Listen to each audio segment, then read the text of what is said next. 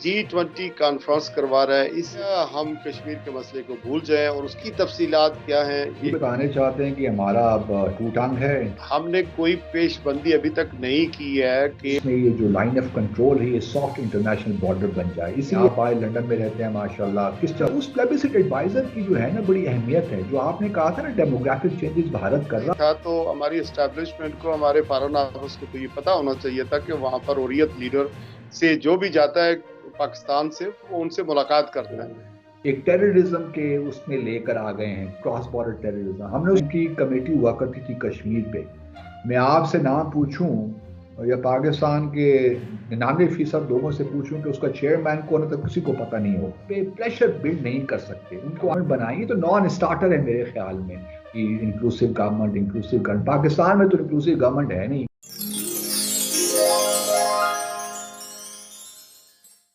साहब साबिक सफीर भारत में रह चुके हैं, बरतानिया में डिप्टी हाई कमिश्नर रह चुके हैं, पाकिस्तान के फॉरेन ऑफिस के स्पोक्समैन रह चुके हैं, वो हमारे साथ मौजूद है। इंडिया मकबूजा कश्मीर के अंदर जो 5 अगस्त 2019 को एक स्पेशल स्टेटस था उसका, वो भी उन्होंने खत्म कर दिया।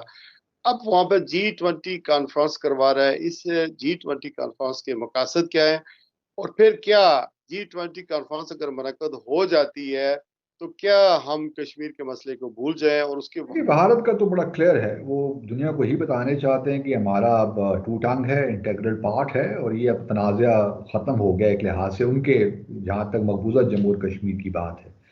तो वो दुनिया को ही बताना चाहते हैं, और जब दुनिया वहाँ पे आएगी तो एक लिहाज से लेजिटिमेसी मिल जाती है कि वो डिस्प्यूटेड इलाका नहीं है। वो मकबूजा जम्मू और कश्मीर जो है भारत का है। उसकी एक सियासी ताबीर तो ये हो सकती है। और दूसरी तरफ ये भी है कि यूएन सिक्योरिटी काउंसिल रेजोल्यूशंस भी हैं जो कि अभी तक वैलिड हैं, और जब तक वो उनकी इम्प्लीमेंटेशन नहीं हो जाती वो भी वैलिड ही रहेंगी। तो ये दोनों एक कानूनी एतबार से और एक सियासी उसकी एक इंटरप्रिटेशन है। तो भारत तो यही चाहता है कि दुनिया को दिखाए कि यहाँ पे हालात भी ठीक हैं, कश्मीरी भी बहुत खुश हैं, कोई ऐसा इशू नहीं है, हम श्रीनगर में ये करवा रहे हैं। तो दो इसके हैं एस्पेक्ट्स, और हमारे लिए ऑब्वियसली बड़ा वरिंग है और होना चाहिए भी, क्योंकि हमारे तो इसमें जो 3 कंट्रीज हैं, इंडोनेशिया, सऊदी अरेबिया और टर्की, ये तीनों ओआईसी के मेंबर कंट्रीज हैं। और टर्की और सऊदी अरेबिया तो जो ओआईसी का कॉन्टैक्ट ग्रुप है कश्मीर, उसके भी मेंबर्स हैं, और उसकी तो बेशुमार करारदादे भी हैं कश्मीर के हवाले से। तो मैं उम्मीद करता हूं कि हमने कुछ सफारतकारी की होगी, और कम से कम ये 3 ओआईसी कंट्रीज तो वहाँ उसका बायकॉट करें, वहाँ ना जाएं। और कश्मीर और चाइना का तो चूंकि अपना भी एक स्टेक होल्डर है लद्दाख में, और पूरा जम्मू और कश्मीर की जो प्रिंसली स्टेट है, अक्साई चिन के हवाले से भारत उनके क्लेम करता है। तो चाइना को भी बायकॉट करना चाहिए उसका, क्योंकि चाइना ने जो अरुणाचल प्रदेश में जो मीटिंग्स हुई हैं वहाँ पे वो नहीं गए, और तो यहाँ भी उनको नहीं जाना चाहिए। बाकी ममालिक से मैं, अगर हमने अब नहीं मालूम कि कितनी हमने रोबस्ट डिमार्च पेश किए हैं, क्या कुछ हमने किया है, तो कम से कम ये 4 ममालिक का तो हमें वी शुड मेक श्योर कि दे शुड नॉट गो, ताकि भारत तो कुछ तो धचका लगे और दुनिया में कुछ तो पता चले कि ये एक्सेप्टेबल नहीं है जो 5 अगस्त 2019 को उसने गैर आइनी इकदाम लिए। तो आप ये समझते हैं कि हमने कोई पेशबंदी अभी तक नहीं की है कि सऊदी अरब को, तुर्की को, मलेशिया को और चीन को वहां पर न जाने दिया जाए? तो ये 22 से 24 को होगी। अभी हमें पता नहीं है कि आई एम श्योर कि हमने कुछ ना कुछ किया होगा इन ममालिक के साथ। हमने इनके सफरा को भी यहाँ बुलाकर फॉरेन ऑफिस से भी बातचीत की होगी, और जो कैपिटल्स हैं उन भी उधर भी किया होगा। कुछ ना कुछ हमने ज़रूर किया होगा मुझे, क्योंकि फॉरेन ऑफिस का मिजाज ये नहीं है कि चीज़ों को छोड़ दे, अपनी तहीं कुछ ना कुछ किया होगा। लेकिन मसला ये है अपना शिराज अगर साहब, नहीं किया सर, अगर नहीं किया तो क्या कर सकते हैं? अगर नहीं किया तो पहला काम तो यही है ना कि आप जाके मिले तो सही ना, अपना नुक्ता नज़र तो बयान करें ना, और उनको याद दिलाएं कम से कम कि आप कहाँ खड़े हैं। आप एक ओआईसी की रेजोल्यूशंस हैं, यूएन सिक्योरिटी काउंसिल की रेजोल्यूशंस हैं, और फिर शिमला एग्रीमेंट है। और फिर ये भी नहीं है शिराज साहब, एक बड़ी इंटरेस्टिंग बात मैं आप बताऊं कि भारत की सुप्रीम कोर्ट की अपनी रूलिंग है 4 अप्रैल 2018 की, जिसमें वो कहता है भारत का सुप्रीम कोर्ट कि जो आर्टिकल 370 है और जो मकबूजा जम्मू और कश्मीर का स्पेशल स्टेटस है ये परमानेंट है। आर्टिकल 370 को ना आप अमेंड कर सकते हैं ना आइन से निकाल सकते हैं। तो ये तो भारत और भारत के कॉन्स्टिट्यूशन के अंदर अगर आप आर्टिकल 2-3 पढ़ें तो ये उसकी भी खिलाफ वर्जी है। तो कहने का मकसद ये है कि हमें अपना केस तो पेश करना चाहिए, और केस सिर्फ इन 4 ममालिक में पेश नहीं करना चाहिए, जितने भी 19 मेंबरान हैं और यूरोपियन यूनियन है ब्रसल्स में, इन तमाम ममालिक में हमें अपना मुकदमा पेश करना चाहिए और फोर्सफुली पेश करना चाहिए। और उसके बाद नताइज तो फिर देखे जाते हैं कि कौन कहाँ खड़ा है। लेकिन क्वेश्चन यही है कि आया हमने ये इन 20 ममालिक या 20 कैपिटल्स में हमने ये मुकदमा पेश किया कि नहीं किया। London for example, London UK is a major country जिसकी हमें लेगेसी भुगतना पड़ रही है। अगर ये मामला उस वक्त रिजॉल्व हो जाता या रेड क्लिफ कमीशन जो बना था, बाउंड्री कमीशन, उसमें ये हल कर देते तो शायद आज ये प्रॉब्लम्स ना होते हमारे यहाँ। लेकिन वो भी एक उनकी भी रिस्पॉन्सिबिलिटी तो बनती है ना कि वो यहाँ पे आने से पहले, बाहर श्रीनगर जाने से पहले। लेकिन मेरा अपना ख्याल ये है कि इस वक्त अमेरिका और यूके कोशिश ये कर रहे हैं कि पाकिस्तान और भारत के दरमियान कोई ऐसा सोल्यूशन निकल आए जिसमें ये जो लाइन ऑफ कंट्रोल है ये सॉफ्ट इंटरनेशनल बॉर्डर बन जाए। इसीलिए हमने देखा कि जब ये पाकिस्तान में नए सफ़ीर आए अमेरिका के, वो आज़ाद जम्मू और कश्मीर चले गए, और जो उनके सफ़ीर थे अमेरिका में भारत में, वो भी मकबूजा जम्मू और कश्मीर चले गए आने के फ़ौरन बाद ही। तो मुझे एक तासुर ये मिल रहा है कि, और शायद हमारे भी कुछ लोग यही चाहते हैं यहाँ पे, जिस तब तरह जो खास करके जो फरवरी में 2021 में जो मीटिंग हुई है साफियों के साथ हमारे ex army chief general Qamar Javed Bajwa साहब की, तो उससे जो कुछ निकला है, और अभी पहले अरशद शरीफ ने इस पर प्रोग्राम भी किया और इसको के बारे में लिखा, फिर रऊफ क्लासरा ने एक वीलॉग किया, फिर बातें सामने आई, लेकिन अहमद मीर ने तो उस पर उसको तस्दीक कर दिया कि ये जो कुछ अभी नसीम ज़ारा और अहमद मीर ने कहा है। तो हमारी इंटेंशन बहरहाल कहीं नजर आती है, चूंकि इमरान खान पर इल्जाम लग रहा था कि ये तकरीर करके आया तो उसके बाद कुछ भी नहीं कर सकता। तो चीजें हम कर सकते थे इन एडवांस, लेकिन हमने नहीं की। और ये सारा कुछ जो कुछ हुआ, कट्टर हिंदू जो इंताब पसंद हिंदू थे उनको लाकर वहाँ मकबूजा कश्मीर में आबादी के तनासब को, जोग्राफियाई तनासब को वहाँ भगाने की कोशिश की गई है, वहाँ लोगों को डोमिसाइल दिए जा रहे हैं। तो हमने कुछ भी नहीं कर सके, क्योंकि हम अपनी सियासत में और अपनी मैशत में इस तरह डूबे हुए हैं और इंटरनल मामलात में इस तरह उलझे हुए हैं कि हम नहीं कर सकते। तो ये सेक्टर हमारा हो गया कमजोर। जी हाँ, जो 2-3 पॉइंट्स यहाँ पे मैं आपके प्रोग्राम के तवस्सुस में कहना चाहता हूँ। एक तो वो चीज़ें जो हम खुद कर सकते हैं जो कि हमने नहीं की अभी तक। मिसाल के तौर पर मैं पिछले जब मैं हुकूमत में भी था या सर्विस में भी था, मैं उस ज़माने से ये इनको बता रहा हूँ, अपनी हुकूमत को तजवीज़ करता था, और मैंने अपनी किताब हॉस्टिलिटी में भी इसका जिक्र किया है कि पहला काम तो हमें ये करना चाहिए, कश्मीर पे एक फोकल पॉइंट हमें मुकर्रर करना चाहिए, special envoy on Jammu and Kashmir, जो कि पूरी हमारी कश्मीर डिप्लोमेसी है उसको कोऑर्डिनेट करे, और एक स्ट्रैटेजी बनाए कि किस तरह हमने कश्मीर को दुनिया भर में उठाना है। असल मसला तो ये है ना कि भारत पे हमने प्रेशर बिल्ड करना है, और वो हमारा डायस्पोरा जो है किस तरह हम उसको मोबिलाइज करें। आप बाहर लंदन में रहते हैं माशाल्लाह, किस तरह कश्मीरी बहुत है वहाँ पे, किस बहुत तरह बड़ा हम डायस्पोरा है यहाँ पर, यूके यूरोप में सबसे बड़ा डायस्पोरा। एब्सोल्युटली। तो किस तरह हम ये सारी एक स्ट्रेटजी क्या होनी चाहिए हमारी। पहला तो काम special envoy on Jammu and Kashmir है। आप जब तक खुद उसको इंपॉर्टेंस नहीं देंगे दुनिया भी आपके साथ नहीं खड़ी होगी। दूसरा जो काम हमने करना है, एक तो जो आर्टिकल 2 है इंटरन जो कॉन्स्टिट्यूशन है जम्मू, आज़ाद जम्मू और कश्मीर का, उसमें तब्दीली करनी है। उसकी जुरिस्डिक्शन हमने बढ़ा के मकबूजा जम्मू और कश्मीर में उसको इंक्लूड करना है, ताकि आज़ाद जम्मू और कश्मीर की जो कानूनी आईनी एतबार से उनके हाथ हमने मजबूत करने हैं।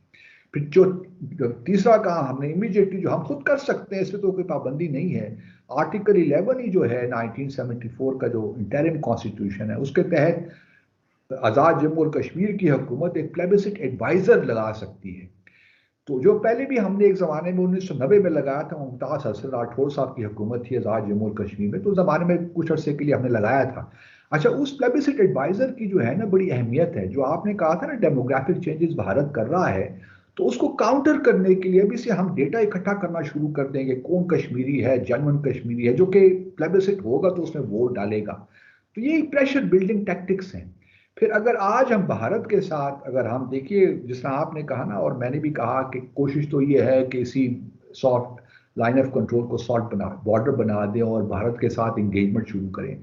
मेरा अपना ख्याल ये है कि भारत से इंगेजमेंट करने से पहले हमें दो तीन बातों पे इंसिस्ट करना चाहिए।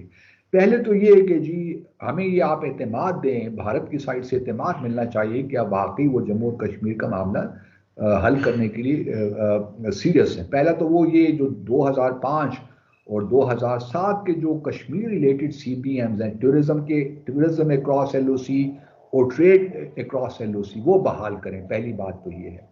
उसके बाद हुर्रियत की लीडरशिप को रिहा करें। हमें तो थोड़ा बहुत पता चले ना, डॉक्टर कासिम फक्तूस 28-30 साल से जेल में हैं, आसिया अंद्राबी उनकी बेगम साहबा जेल में हैं, मसर्रत आलम जो हुर्रियत के चेयरमैन वो जेल में, हजारों लोग हैं। और फिर जो यासीन मलिक हैं, यासीन यासीन मलिक। मलिक हैं, तो जो जमीर के पॉलिटिकल कश्मीरी पॉलिटिकल प्रिजनर्स हैं उनको रिहा करें। तीसरा जो काम भारत को करना चाहिए कि जितने भी काले कवानीन हैं, वो UAPA है या एस्पा है या DSA है या PSA, उन सबको रिमूव करें। तब हमें कहीं, और फिर जो पिटीशन सुप्रीम कोर्ट में पेंडिंग है इस फैसले के खिलाफ 5 अगस्त 2000 तकरीबन 22 पिटीशन पेंडिंग पड़ी हैं भारत की सुप्रीम, उनको सुनना शुरू करें। तो जब भारत ये इकदाम लेगा तो कुछ तो हमें एतमाद पैदा होगा क्या भारत के साथ हम इंगेज कर सकते हैं। अदरवाइज तो कोई फायदा नहीं है। हमने अगर वैसे ही शुरू कर दिया तो फिर तो तो हाँ, ये भी सवाल है ना सर कि देखिए, आप तो जानते हैं कि वज़ीर ख़ारजा हमारे भारत गए, अगर जाना ही था तो हमारी एस्टेब्लिशमेंट को, हमारे फॉरेन ऑफिस को तो ये पता होना चाहिए था कि वहां पर हुर्रियत लीडर से जो भी जाता है पाकिस्तान से, वो उनसे मुलाकात करता है। तो कोई 2-4 लीडरों से ही बात कर लेते, चलो सेकंड टीयर के लीडर, फर्स्ट टीयर के लीडर तो सारे जेल में हैं, जैसे कि आपने मेंशन किया, कोई वहां जेस्चर तो ही दे देते। भारत ने न्यू दिल्ली के बजाय गोवा में अरेंज कर ली ना जी, मीटिंग। जी।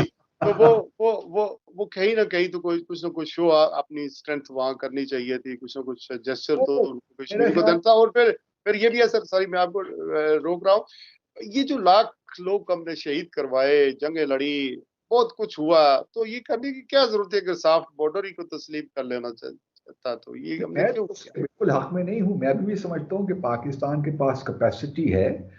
अभी हमें बाज लोग यहाँ पे बड़े मायूस हैं कि जी अब कुछ नहीं हो सकता। मुझे तो मायूसी नहीं होती कभी भी, क्योंकि जब तक जम्मू और कश्मीर के लोग खड़े हैं अपना हक खुद इरादियत के लिए, उस वक्त तो कोई मायूसी की जरूरत नहीं है हमें। ये फैसला तो जम्मू और कश्मीर ने करना है ना, क्योंकि जद्दोजहद कहाँ लेकर जाएगी उनको। और फिर जो तो ठीक है सर, ये तो जी ठीक है सर। आपको पता ही है कि मैं अमेरिका के 2 हफ्ते के दौरे पर नवंबर में गया। मैं यहाँ बरतानिया में रहते हुए, आप जब डिप्टी हाई कमिश्नर थे, मुशर्रफ साहब का दौर था, मुझे 32 साल हो गए हैं। आपको पता है कितनी बड़ी बड़ी आपके जमाने में किस तरह की पार्लियामेंट के अंदर हमारी कश्मीर पर लॉबी थी, किस तरह ब्रसल कश्मीर ग्रुप होता था, पार्लियामेंटरी ग्रुप ऑन कश्मीर। अब हाँ, बहुत बहुत सेंट्रिक थी हर चीज। लेकिन वो सब कुछ खत्म हो गया है, क्योंकि पाकिस्तान ने समहाउ, मुझे ये लगता है कि जब डेमोन्स्ट्रेशन होती है 10-20 बंदे बड़ी मुश्किल से अपने तौर पर पहुंच जाते हैं बेचारे। तो वो चीजें मेरे ख्याल में बहुत रिवर्स हो गई। और बाजवा डॉक्ट्रिन मुझे लगता है कि इसके बिहाइंड थी, और खास करके जो रिजीम चेंज ऑपरेशन हुआ उसके बाद तो कश्मीर हमारा कहीं डिस्कस ही नहीं हो रहा, कहीं हमें मिल ही नहीं रहा। बाजवा डॉक्ट्रिन ने बहुत नुकसान पहुंचाया है, इसमें कतन कोई शक नहीं होना चाहिए। उससे पहले प्रेसिडेंट परवेज मुशर्रफ ने बहुत नुकसान पहुंचाया था, इसमें भी वो कोई शक नहीं। चार नुकाती जो फार्मूला दिया था। फार्मूला करके तो हमने खुद ही, हम चूंकि अपनी पोजीशन में इनकंसिस्टेंट हैं, इसलिए जो हमारी क्रेडिबिलिटी दुनिया में होनी चाहिए कश्मीर के मामले वो भी नहीं रही। फिर भारत ने बड़ी होशियारी से के साथ कश्मीर की पूरी जद्दोजहद को एक टेररिज्म के उसमें लेकर आ गए हैं, क्रॉस बॉर्डर टेररिज्म। हमने उसको भी सही मानों में काउंटर नहीं किया कि ये लेजिटिमेट स्ट्रगल है, और अगर आर्म्ड स्ट्रगल भी है तो वो भी बैन अवी कानून के तहत लेजिटिमेट है। तो हम चूंकि पॉलिजेटिक हो गए, हम कंसिस्टेंट नहीं रहे, तो इसलिए सारे जो प्रॉब्लम इस वक्त आपको नजर आ रहे हैं सब उसी का शाखसाना है बुनियादी तौर पर। तो अगर बस बेसिकली अगर आपका नेबर बड़ा तगड़ा है और उसने आपकी जमीन पर कब्जा किया हुआ है, वो आपको धमकियां भी देता है, आपको डराता भी है, आपको मारता भी है, तो कम से कम आप उसके साथ बाइकाट तो कर सकते हैं ना। कि जो आजाद कश्मीर की जो हमारा आजादी का बेस कैंप था, आपको पता है कि वहाँ मुस्लिम कॉन्फ्रेंस खत्म हो गई, वहाँ जम्मू कश्मीर पार्टी खत्म हो गई। सबसे सबसे बड़ी गलती यही की कि पाकिस्तानी पॉलिटिक्स हम आजाद जम्मू और कश्मीर में लेकर आ गए। यही बहुत तो बड़ी डायरेक्ट डायरेक्ट रूल जैसे दिल्ली करता है, मकबूजा कश्मीर में करता था, उसी तरह हम करने जा रहे एब्सोल्युटली। और ये हैं। बहुत बड़ी, और फिर हमारा डायस्पोरा भी बुनियादी तौर पे हमने जो पाकिस्तान की पॉलिटिक्स है वो हम बाहर दुनिया में ले गए। हमारा डायस्पोरा भी सारा डिवाइड हो गया, कोई पीटीआई चैप्टर तो पीपल्स पार्टी चैप्टर तो पीएमएलएन चैप्टर, इसने ही बहुत काम खराब किया है मेरे हिसाब से, सच्ची बात तो ये है। और अब हालात बदल गए हैं, जिस तरह आप फरमा रहे हैं, बिल्कुल ठीक कह रहे हैं। और अब बड़ी कोशिश की, देखिए ना, मिसाल के तौर पर जो हमारी पार्लियामेंट्री कमेटी हुआ करती थी कश्मीर पे, मैं आपसे नाम पूछूं या पाकिस्तान के 99% लोगों से पूछूं कि उसका चेयरमैन कौन है, तो किसी को पता नहीं होगा। नहीं, नहीं पता। नहीं पता। उसकी बुनियादी वजह यह है कि ऐसे शख्स को लगा दिया जिसका कोई पॉलिटिकल स्टेचर ही नहीं है, जिसको कुछ कश्मीर के बारे में पता नहीं है। क्या जैसे नवाब साहब जैसे ने, जैसे मौलाना फजल रहमान साहब को लगा दिया। चले मौलाना फजल रहमान लोग जानते थे ना, कम अज कम हाँ, एक नेशनल लेकिन लेवल। किया वो कुछ अलग नहीं। बात है, वो इफेक्टिव नहीं थे वो, लेकिन एक at least people would know him. इनको तो कोई जानता भी नहीं है।